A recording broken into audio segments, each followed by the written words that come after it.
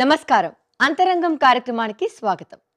చదువు పూర్తయి కాస్త సంపాదించడం మొదలు పెట్టగానే అమ్మాయికైనా అబ్బాయికైనా పెళ్ళెప్పుడు అనే ప్రశ్న ఎదురవుతుంది. పెళ్లిని అత్యంత ముఖ్యమైన ప్రధానమైన అంశంగా మనం భావిస్తుంటాం.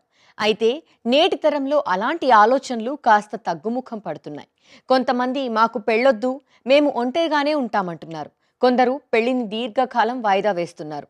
పెళ్లి చేసుకోవాలా, ఒంటరిగా ఉండిపోవాలా అనేవి రెండు భిన్నమైన అంశాలు. ఈ రెండు అంశాల పట్ల అవగాహనతో సరైన నిర్ణయం తీసుకోవాల్సి ఉంటుంది. ఆ విశేషాలను నేటి అంతరంగంలో తెలుసుకుందాం. అలాగే ప్రేక్షకుల వ్యక్తిగత సమస్యలకు నిపుణుల సలహాలు సైతం చూద్దాం.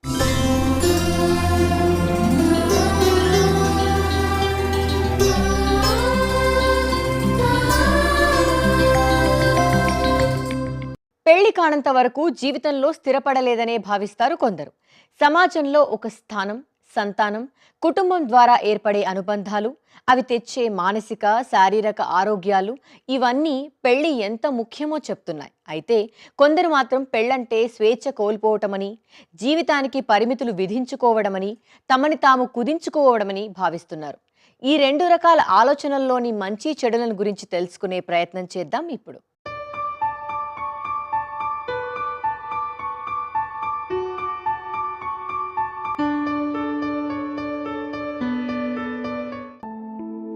కుటుంబంలో పెళ్లి వయసు వచ్చి పెళ్లి వద్దని ఎవరైనా అన్నారంటే చాలు, కుటుంబమంతా ఆ అబ్బాయి లేదా ఆ అమ్మాయి పైన దృష్టి పెడుతుంది. ఎందుకు పెళ్లి వద్దంటున్నారు అని పదే పదే ప్రశ్నించి విసిగించేస్తారు. వారి చేత అవునని అనిపించే వరకు ఒప్పుకోరు. అయితే కొంతమంది పెళ్లికి మానసికంగా సిద్ధంగా ఉండరు. కొందరు అవివాహితులుగా ఉండటమే బాగుంటుందని భావిస్తున్నారు. తమకు నచ్చినట్టుగా జీవించవచ్చని, తాము అనుకున్న కెరియర్లో ముందుకు వెళ్లడానికి అవకాశం ఉంటుందని ఇలాంటి వారు అనుకుంటారు. పెళ్లితో వచ్చే సామాజిక హోదా, అనుబంధాల పట్ల వారికి ఆసక్తి ఉండదు. ఇలాంటి ఆలోచనలు మంచివా కాదా అనేది పక్కన పెడితే, అలా ఆలోచించేవారు ఒంటరిగా జీవించడానికి తగిన వ్యక్తిత్వ లక్షణాలున్నవారే ఉండవచ్చు. సోలోగా ఉండాలి అనుకోవటం నేరమేమీ కాదు. అలా ఉంటున్న వారు ఇంకా తమ గురించి తాము తెలుసుకునే ప్రయత్నంలో ఉన్నారని భావించవచ్చు. అలాగే పెళ్లి చేసుకొని వారు ఒంటరిగా ఉండాల్సిన అవసరం కూడా లేదు. వీరికి తమ కుటుంబ సభ్యులతో, స్నేహితులతో కలిసిమెలిసి ఉండే అవకాశం మరింతగా దొరుకుతుంది. అయితే వీరు తమకంటూ కొంతమంది ఆప్తులు ఉండేలా చూసుకోవాలి. తమకు అవసరమైనప్పుడు అండగా నిలిచే వ్యక్తులకు తమ జీవితంలో ప్రాధాన్యతనివ్వాలి. మారుతున్న కాలాన్ని బట్టి ఆలోచన విధానం కూడా మారుతుంది. అలాగే చాలామంది యువతీ యువకులు పెళ్ళి, కెరియర్ అనుకోండి, పెళ్ళి అనుకోండి, చదువు అనుకోండి, లైఫ్లో ఎలా ఉండాలి, రకరకాల చాయిసెస్ని తీసుకోవడంలో వాళ్ళ ఆలోచన విధానము, ప్రజెంట్ ట్రెండ్ అనేది మారింది. అందులో భాగంగానే మనం పెళ్ళి అనేది మాట్లాడుతుందంటే, ఒకప్పుడు ప్యాసేజెస్ ఆఫ్ లైఫ్లో పెళ్ళి అనేది అందరూ పెళ్లి చేసుకోవాలి, పిల్లల్ని కనాలి, లైఫ్లో సెటిల్ అవ్వాలి అన్న కాన్సెప్ట్ నుంచి నేను పెళ్ళి చేసుకోవాలా వద్దా, పిల్లలు ఉండాలా వద్దా అనేది ఒక ఇండివిజువల్స్ చాయిస్ అవుతుంది. అయితే పెళ్ళి అనేది ఎప్పుడైతే ఒక ఇండివిజువల్ చాయిస్ అవుతుందో ఫస్ట్ మనం ఆలోచించాల్సింది ఏంటంటే, వాళ్ళు ఆ చాయిస్ని ఎందుకు తీసుకుంటున్నారు, దాని వెనకాల ఉన్న కారణాలు ఏంటి, పెళ్లి గురించి వాళ్ళు ఎలాంటి విషయాల్ని వాళ్ళు అర్థం చేసుకున్న మనసులో పెట్టుకున్నారు. పెళ్ళి అనేది నాకు ఎక్కువ కంఫర్ట్ ఇస్తుంది, నా లైఫ్ నన్ను బతకడానికి అవకాశం ఇస్తుంది, నాకు ఫ్రీడమ్ ఇస్తుంది, లిబర్టీ ఇస్తుంది అని అనుకుని ఎవరైతే చాయిస్ చేసుకుంటారో ఫస్ట్ వాళ్ళకి నేను చెప్పేది ఏంటి అంటే, as long as it is a choice, understand why you have made the choice. అసలు మీకు అది ఎందుకనే ఆ ఆలోచన వచ్చింది, దాని పర్పస్ ఏంటి, దేనివల్ల మీరు సింగిల్గా ఉండాలి అన్న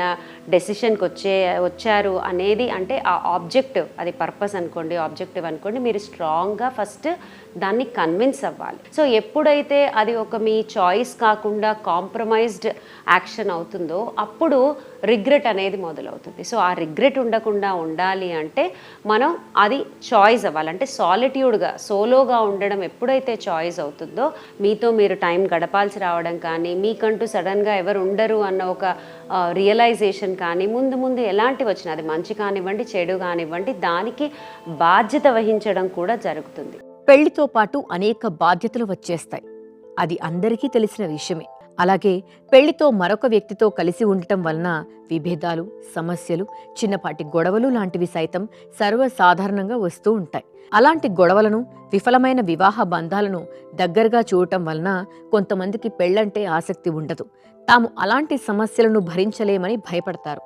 ఆర్థికంగా నిలదొక్కుకోలేనివారు, పని చేయటం పట్ల ఇష్టం లేనివారు, ఒక మనిషితో జీవితాంతం అంకిత భావంతో నమ్మకంగా ఉండలేమని అనుకునేవారు కూడా వివాహం పట్ల ఆసక్తిని చూపించలేరు. అలాగే కొంతమంది ఇతరులతో త్వరగా స్నేహం చేయలేరు, నమ్మలేరు. అలాంటి వారికి కూడా వివాహం కంటే ఒంటరితనమే మేలనిపిస్తుంది. ఇదంతా నాణానికి ఒకవైపు అయితే, బాధ్యతలకు భయపడి వచ్చే భాగస్వామి పట్ల నమ్మకం లేక స్వేచ్ఛ పోతుందనే భయంతో పెళ్లిని కాదంటే మాత్రం అది దీర్ఘకాలంలో తీవ్రమైన అసంతృప్తులకు దారితీసే అవకాశం ఉంది. పెళ్ళి వద్దు అన్న ఆలోచననే లోపం అనుకోవడం అనేది మనం మారాలి. ఎందుకంటే కాలం మారుతుంది, అన్నీ మారుతున్నాయి. అన్ని విషయాల్లో కూడా మన ఆలోచన విధానం మారుతుంది, మన చాయిసెస్ మారుతున్నాయి, మన ప్రిఫరెన్సెస్ మారుతున్నాయి. అయితే చాలామంది అనుకుంటారు పెళ్లి బాధ్యత వీళ్ళు తీసుకోలేరు, అందుకే పెళ్లి చేసుకోవట్లేదు, లేకపోతే వాళ్ళకి నచ్చిన వాళ్ళు దొరకట్లేదు, వీళ్ళకి ఎక్స్పెక్టేషన్స్ ఎక్కువగా ఉన్నాయి. ఇవన్నీ కాదు. Over a period of time మన అనుకున్న పెళ్ళిడికి వచ్చిన ఇండివిజువల్స్లో, యంగ్ అడల్ట్స్లో పెళ్ళి అన్న దాని నిర్వచనం ఎలా మారింది. ఇప్పుడు వాళ్ళు అసలు వాళ్ళ పార్ట్నర్లో ఏం కోరుకుంటున్నారు. వెరీ ఇంపార్టెంట్లీ ద 2 థింగ్స్ మనం ఎక్కువ మాట్లాడుకున్నట్టు ట్రస్ట్, తర్వాత రెస్పాన్సిబిలిటీ, కమిట్మెంట్. ఇవన్నీ కూడా అబ్సల్యూట్గా ఇది అని ఎవరూ చెప్పలేరు. అసలు అది ఏంటి, దానివల్ల వాళ్ళు ఎందుకంత భయపడుతున్నారు, ఎందుకు పెళ్ళి వద్దనుకుంటున్నారు అనేది ఫస్ట్ మనం ఆలోచించి దాన్ని రిజాల్వ్ చేయగలగాలి. అంతేకాని నమ్మకం లేదు అనేది ఉత్తదే అని మనం డిస్మిస్ చేసేసి వాళ్ళని పుష్ చేయడం వల్ల వాళ్ళు హ్యాపీగా ఉండరు. వాళ్ళని కన్విన్స్ చేయడం కూడా కరెక్ట్ కాదు. బికాజ్ ఇండివిజువల్ లెవెల్లో ట్రస్ట్ అనేది వాళ్ళకి ఎందుకు ఇంపార్టెంట్, అసలు ఏ కారణాల వల్ల ఆ ట్రస్ట్ బ్రేక్ అయ్యే ఛాన్సెస్ ఉంటుంది. ఇదివరకు వాళ్ళ సిగ్నిఫికెంట్ రిలేషన్షిప్ అంటే చైల్డ్హుడ్ నుంచి వాళ్ళకున్న ఎక్స్పీరియన్సెస్లో రిలేషన్షిప్స్లో ట్రస్ట్ బ్రేక్ అయినప్పుడు వాళ్ళ మనసు ఎంత గాయపడింది, అందుకని వాళ్ళు ఎందుకు అంత దూరంగా పారిపోతున్నారు అనేది అర్థం చేసుకుని దాన్ని వర్కౌట్ చేయగలిగితే చేస్తే బాగుంటుంది. పెళ్లిలోనే ఆనందం ఉంది, లేదా పెళ్లి కారణంగా బాధలు వస్తాయి. అలాగే ఒంటరితనంలోనే ఆనందం ఉంది, లేదా ఒంటరిగా ఉంటే జీవితమే లేదు. ఇలాంటి అభిప్రాయాలు ఎన్నో మన సమాజంలో ఉంటాయి. అయితే వీటిలో ఏదీ పూర్తి స్థాయిలో నిజం కాదు. పెళ్లి వద్దనుకునే వారికి అందుకు గల కారణాల పట్ల స్పష్టమైన అవగాహన ఉండాలి. పెళ్ళైతే అన్ని బాధలే తప్ప సంతోషం లేదు అనే భావంతో వివాహం మానేయటం అంత సరైన నిర్ణయం కాదు. జీవితంలో ఏదో సాధించాలనే తపనతో పెళ్లిని కాదనుకోవటంలో కొంత అర్థం ఉంది. కానీ అనవసరమైన భయాలతో పెళ్లికి దూరంగా ఉండటం మాత్రం మంచిది కాదంటున్నారు నిపుణులు. ఈ అంశాలపై మరింత విశ్లేషణని ఇప్పుడు చూద్దాం. పెళ్లంటే భయపడుతూ వివాహం చేసుకున్నవారు వైవాహిక జీవితంలో ఎంతో సంతోషంగా ఉండవచ్చు. చాలా ఇష్టంగా వివాహం చేసుకున్నవారు సమస్యల పాలు కావచ్చు. కనుక సమస్యలు వస్తాయేమో అని పెళ్లికి దూరంగా ఉండటం అంత మంచి విషయం కాదు. వివాహం చేసుకున్నా, ఒంటరిగా ఉన్నా అది పూర్తిగా మన ఇష్టం పైన జరిగేదే అవటం మంచిది. సమాజం ఏమనుకుంటుందో, ఎవరేమనుకుంటారో అనే భావాలతో మన నిర్ణయాలు ముడిపడి ఉండటం మంచిది కాదు. పెళ్లి చేసుకున్నా, మానేసినా దానికి సరైన కారణాలు ఉంటేనే సంతోషం దక్కుతుందనేది మానసిక నిపుణుల విశ్లేషణ. డబ్బు కోసం వివాహం చేసుకున్నా, లేదా మరొక వ్యక్తి తనని అణచేస్తారేమో అనే భయంతో పెళ్లి మానేసినా రెండూ తప్పే అవుతాయి. మరి పెళ్ళి అనేది మన సంతోషాన్ని డిఫైన్ చేయదు. ఎలా అయితే డబ్బులు మన సంతోషాన్ని డిఫైన్ చేయదో, పెళ్ళి అనేది, రిలేషన్షిప్స్ అనేది, మంచి కెరియర్ ఉండడం అనేది, ఇవన్నీ ఏ ఒక్క విషయం ఒక మనిషికి సంతోషాన్ని ఈక్వల్ టు సంతోషం లేదా నిర్వచనం తెస్తుంది అనేది చెప్పలేము. Subjective well being, subjective happiness అంటే ఒక మనిషి తనంతట తను ఇది నాకు సంతోషాన్ని ఇస్తుంది అని అనుకునేంత వరకు కొన్ని విషయాలు ప్రపంచపరంగా చూస్తే వాళ్ళకి అది సంతోషం ఇస్తాయి అన్న గ్యారంటీ లేదు. సో అలాంటప్పుడు పెళ్ళి చేసుకోవాలి అనుకున్న వాళ్ళు చేసుకోవచ్చు. పెళ్ళి వద్దు అనుకున్న వాళ్ళు ఏ కారణం చేత మీరు పెళ్ళి వద్దనుకుంటున్నారు, ఒకవేళ పెళ్ళి చేసుకోకపోవడం వల్ల మీకు మీ లైఫ్లో ఏది మీరు పొందగలుగుతారు, అంటే మీ ఒంటరితనంతో మీరు ఏ విషయాన్ని మీరు ఎక్కువగా ఆస్వాదించగలుగుతారు అన్న ఒక క్లారిటీ తెచ్చుకోవడం చాలా ఇంపార్టెంట్. ఒంటరితనంతో ఎప్పుడు 4 గోడల మధ్యలో ఉండలేం కాబట్టి మీకు కావాల్సిన ఎంగేజ్మెంట్ యాక్టివిటీస్, అంటే నలుగురితో మీరు ఎలా ఉండగలుగుతారు, ఒంటరితనాన్ని మీరు ఎలా గడపగలుగుతారు, మీ వర్క్ దానికి ఎలా సహకరిస్తుంది, తర్వాత మీరు రేపన్న రోజు ఒక కంపానియన్షిప్ కానీ ఒక ఇంటిమెసీని కోరుకున్నప్పుడు, ఒక నలుగురు మీకోసం ఉండాలి అనుకున్నప్పుడు ఆ నలుగురు ఎవరు, వాళ్ళని ఎలా మీరు మీ దగ్గరికి తెచ్చుకుంటారు అన్న విషయాన్ని మీరు ఆలోచించుకుని అప్పుడు మీరు ఈ డెసిషన్ తీసుకుంటే డెఫినెట్గా పెళ్లి చేసుకున్నా చేసుకోకపోయినా సంతోషంగా ఉండొచ్చు. వివాహం చేసుకుంటే కొన్ని బాధ్యతలకు పరిమితులకు లోబడి జీవించాల్సి ఉంటుంది. ఒంటరిగా ఉండటం వలన అలాంటి బాధ్యతలు ఉండవు. అవి తెచ్చే సంతోషాలు, అనుబంధాలు కూడా ఉండవు. పెళ్లి పట్ల విముఖత పెరుగుతున్న ఈ రోజుల్లో అందుకు సరైన కారణం ఉండాలనేది మానసిక నిపుణుల సలహా. మనందరికీ ఏదో ఒక సమయంలో మనసులో ఆందోళన కలగడం సహజంగా జరుగుతూ ఉంటుంది. అయితే కొంతమందికి నిరంతరం ఆందోళనగానే ఉంటుంది. అలాంటి వారు ఆందోళన నుండి బయటపడేందుకు రకరకాల ప్రయత్నాలు చేస్తూ ఉంటారు. తమ ధ్యాసని వేరే విషయాల వైపు మళ్లించుకోవటం, మనసుకి ప్రశాంతతనిచ్చే పనులు చేయటం, ఇంకా ధ్యానం, యోగా వంటివి కూడా ఆందోళనని తగ్గించుకునేందుకు ఉపయోగపడుతుంటాయి. అయితే ఇవన్నీ కాకుండా మరో మంచి పరిష్కారం ఉంది. అది మనం కొన్ని ప్రశ్నలు వేసుకోవటం. అవును, ఆందోళనగా ఉన్నప్పుడు మనల్ని మనం కొన్ని ప్రశ్నలు వేసుకుంటే దాని నుండి బయటపడే అవకాశం ఉంటుంది. ఆ వివరాలు తెలుసుకునే ముందు అంతరంగంలో ఇప్పుడు సమస్య సలహా చూద్దాం.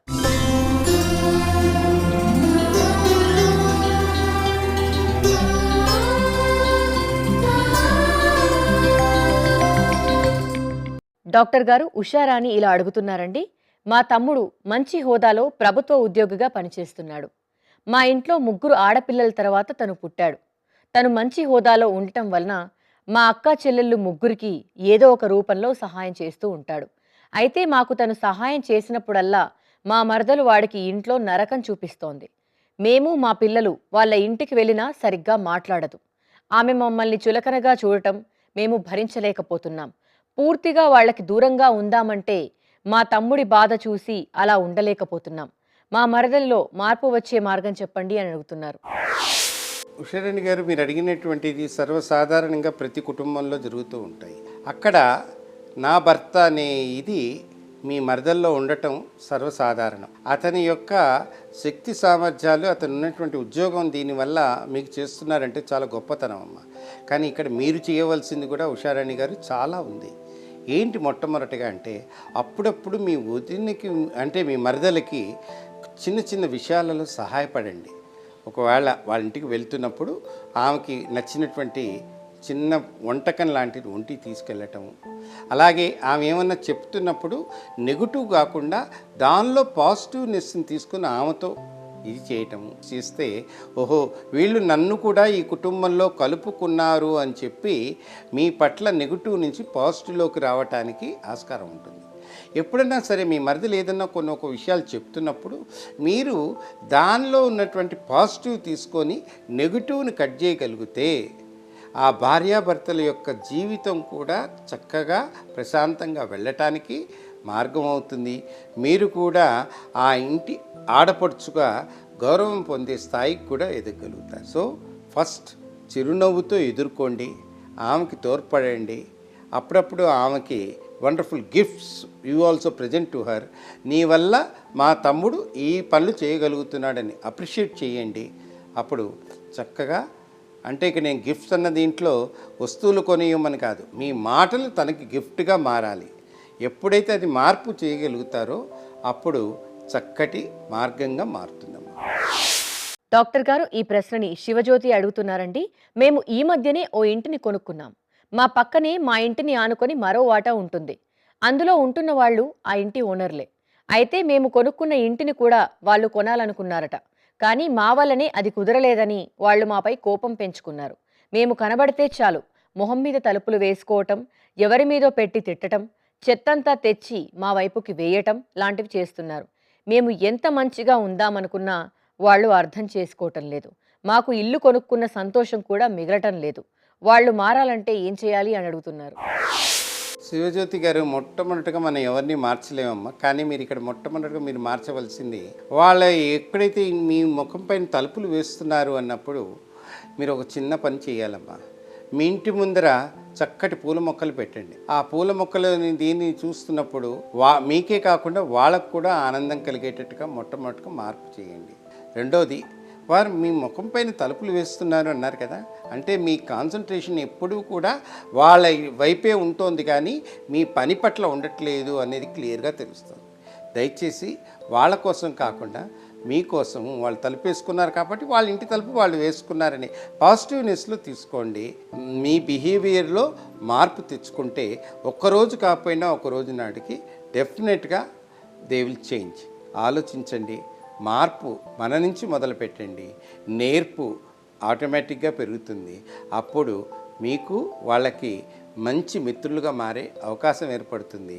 డెఫినెట్ మీరు చేయగలరు. మార్పు నా నుంచి రావాలి అని చెప్పి అనుకున్న రోజునాడు చక్కటి చేంజ్ అనేది మీరు చూస్తారు. ఆందోళనగా ఉన్నప్పుడు మొదట వేసుకోవాల్సిన ప్రశ్న అసలు నాకెందుకు ఆందోళనగా ఉంది అని. ఈ ప్రశ్న స్పష్టంగానే ఉన్నా దీనికి చాలా మంది సమాధానం చెప్పలేరంటున్నారు మానసిక నిపుణులు. కొన్ని ప్రశ్నలు మనల్ని మనం అడగటం ద్వారా ఆందోళన తగ్గించుకోవచ్చని చెప్పుకుంటున్నాం కదా. అలాగే మొదటి ప్రశ్న ఏంటో చెప్పుకున్నాం. ఇప్పుడు రెండో ప్రశ్న ఏమిటంటే, నేను ఆందోళన చెందుతున్న చెడు నిజంగానే జరుగుతుందా? అలా జరిగే అవకాశం ఎంత ఉంది? ఈ ప్రశ్న వలన మనం ఆందోళన చెందే చెడు జరిగే అవకాశం చాలా తక్కువ అనే విషయం అర్థమవుతుంది. అలాగే చెడు జరుగుతుందేమో అని భయపడుతున్న అంశం విషయంలో మరిన్ని జాగ్రత్తలు తీసుకున్నా ఆందోళన తగ్గుతుందట.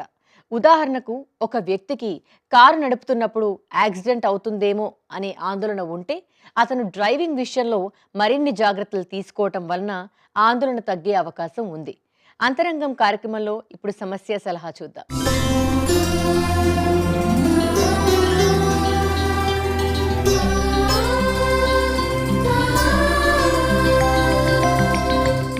డాక్టర్ గారు, ఈ ప్రశ్నని సాయి కుమార్ అడుగుతున్నారండి. మా బాబు పేరు వినయ్, డిగ్రీ ఫస్ట్ ఇయర్ చదువుతున్నాడు. తను చిన్నప్పటి నుండి చాలా సెన్సిటివ్. మేము చిన్న మాటన్నా 2-3 రోజులు అన్నం తినేవాడు కాదు. ఇప్పటికీ అలాగే ఉన్నాడు. కాలేజీలో స్నేహితుల మధ్య గొడవలైనా చాలా బాధపడుతున్నాడు. వాడి మనస్తత్వం వలన వాడికి స్నేహితులు కూడా ఎక్కువ లేరు. ప్రతి చిన్న విషయాన్ని చాలా సీరియస్గా తీసుకుంటాడు. వాడి వయసు పిల్లలందరిలా వాడు కూడా సరదాగా నవ్వుతూ ఉంటే బాగుండనిపిస్తోంది. కౌన్సిలింగ్తో మా వాడిలో మార్పు వస్తుందా అని అడుగుతున్నారు. సాయి కుమార్ గారు, కొంతమంది పిల్లలు చాలా సున్నితమైన మనస్కులు కలిగి ఉంటారు. మీ అబ్బాయి చాలా సున్నితమైనటువంటి మనసు గలవాడు. ఇటువంటి వాళ్ళు ఒక్కోసారి ఏదైనా విపత్తు కలిగినప్పుడు, ఏదైనా జీవితంలో పెద్ద ఓటమిని వీళ్ళు చవిచూచినప్పుడు, ఏదైనా ప్రేమ వ్యవహారం చెడినప్పుడు వీళ్ళు ఏం చేస్తారు? They may go even to an extent of committing a suicide, అంటే ఆత్మహత్యా యత్నం కూడా చేసేటువంటి అవకాశం ఉంది. అతన్ని ఎటువంటి ఒక సోషల్ ఆర్గనైజేషన్స్లో మీరు చేర్పించండి. ఒక నలుగురు స్నేహితులతో అతను మంచి పరిచయాలు పెంచుకొని ఒక డిబేట్స్ కానీ, పబ్లిక్ స్పీకింగ్ కానీ ఇటువంటి చోట అతన్ని పెట్టినట్టయితే అతనికి అందరితో వీరు మంచిగా కలిసిమెలిసి ఆనందంగా ఉత్సాహంగా అబ్బాయి ఉంటాడు. ఏదైనా మంచి ఆటపాటల లోపల తనకిష్టమైన గేమ్స్ ఆడించడానికి ప్రయత్నం చేయండి. ఇటువంటి తనకు ఏ కళల పట్ల అభిరుచి ఉంటుందో మీరు దాన్ని ఎంకరేజ్ చేయండి. వీలు గనకైనట్టయితే ఒక మంచి వ్యక్తిత్వ వికాస శిక్షణలో చేర్పించండి. మీ బాబు నార్మల్గా అయిపోతాడు. మీ అబ్బాయి మరీ చిన్న పిల్లవాడు కాదు, మరీ పెద్దవాడు కాదు. కాబట్టి ఎటువంటి మీరు విచారపడాల్సిన అవసరం లేదు. మీ అబ్బాయిని ప్రోత్సహించండి. డాక్టర్ గారు, ఈ ప్రశ్నని దుర్గా అడుగుతున్నారండి. నాకు పెళ్ళై 4 ఏళ్ళు అవుతోంది. మా వారు ప్రభుత్వ ఉద్యోగి. ఆయన పనిచేస్తున్న సీట్లో లంచాలు బాగా వస్తాయి. అయితే తను అలాంటి డబ్బు తీసుకోవటం నాకు అసలు నచ్చటం లేదు. చిన్నప్పటి నుండి నేను పెరిగిన వాతావరణం అలాంటిది. అలా వచ్చిన డబ్బు వలన కష్టాలొస్తాయని మా నాన్నగారు అనేవారు. లంచాలు తీసుకోవద్దని ఎంతగా చెప్తున్నా నా మాటని నా భర్త లెక్క చేయటం లేదు. ఈ విషయంలో ప్రతిరోజు గొడవలవుతున్నాయి. నా సమస్య తీరే మార్గం చెప్పండి అని అడుగుతున్నారు. దుర్గా గారు, మీ వారు ప్రభుత్వ ఉద్యోగి. 4 సంవత్సరాల క్రితం పెళ్ళయింది. అతనికి ఉన్న సీట్ ఎటువంటిది అంటే వద్దన్నా కూడా లంచాలు ఇచ్చిపోతుంటారు. అయితే మీరు చేయాల్సిందల్లా ఒకటే, మీ వారికి చెప్పండి, ఏమండి మనకి ఎంత డబ్బు వస్తే మన అంతలోనే బతుకుదాము, గౌరవంగా బతుకుదాము. అని చెప్పి మీరు కొన్ని ఇన్సిడెన్సెస్ అంటే మీ ప్రభుత్వ ఉద్యోగాల్లో నేను మొన్న టీవీలో చూశాను, మన చుట్టాల్లో ఈ విధంగా జరిగింది, యాంటీ కరప్షన్ బ్యూరో వాళ్ళు తను పట్టుకున్నారు, వాళ్ళ ఉద్యోగం పోయింది, వాళ్ళ మొత్తం ఫ్యామిలీ కష్టాల్లో పడ్డది అని చెప్పి లంచాలు తీసుకోవడం వల్ల కలిగేటువంటి ఆ నష్టాల గురించి మీరు చెప్పినప్పుడు వాళ్ళల్లో ఒక ప్లెజర్ పెరుగుతుంది. లంచాలు తీసుకోవడం వల్ల కలిగే అనర్థాల గురించి వీళ్ళు ఆలోచించి వీళ్ళలో స్లోగా మార్పు వస్తుంది.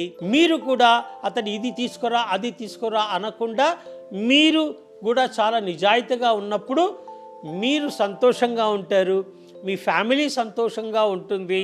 నేను నీతి నిజాయితీతోటి నేను ఉద్యోగం చేస్తున్నాను, అదేవిధంగా ఎటువంటి మచ్చ లేకుండా నేను రిటైర్ అయినాను, నేను హ్యాపీగా ఉన్నాను అనే ఒక ఆత్మతృప్తి అన్నిటికన్నా గొప్ప సక్సెస్. ఆందోళన పెరిగిపోతున్నప్పుడు మనల్ని మనం వేసుకోవాల్సిన కొన్ని ప్రశ్నల గురించి చెప్పుకుంటున్నాం కదా. ఆందోళన చెందేవారు సాధారణంగా తమ శక్తికి మించిన సమస్యలు వస్తాయని భయపడుతుంటారు. ఇలాంటి వారు ఒకవేళ అలాంటి చెడే జరిగితే నేనేం చేయగలను అనే ప్రశ్న వేసుకోవటం వలన భయం, ఆందోళన తగ్గేలా మనసు పరిష్కారాల వైపు ఆలోచిస్తుంది. జాబ్ పోతుందేమో అనే ఆందోళన ఉన్నవారు జాబ్ పోతే ఏం చేయాలి అనే ప్రశ్న వేసుకోవటం వలన సమస్యని పరిష్కరించుకునే మార్గాల వైపు ఆలోచించగలుగుతారు. దీని వలన ఆందోళన నుండి ఉపశమనం కలుగుతుంది. అలాగే నిరంతరం ఏదో ఒక ఆందోళనకు గురి కావటం వలన నేను ఎలా నష్టపోతున్నాను అనే ప్రశ్న వేసుకున్నప్పుడు మనకు చాలా సమాధానాలు వస్తాయి. ఆందోళన వలన చేయాలనుకున్న పనులు చేయలేక, వెళ్ళాలనుకున్న చోట్లకు వెళ్ళలేక ఎంతగా వెనుకబడిపోతున్నామో అర్థమవుతుంది. దాంతో ఆందోళన తగ్గించుకునే ప్రయత్నాలు చేయగలం. ఇది నేటి అంతరంగం కార్యక్రమం. నమస్తే. మీ ఆరోగ్య సమస్యలను, సందేహాలను మాకు పంపించవలసిన వాట్సాప్ నంబర్ 8790597766.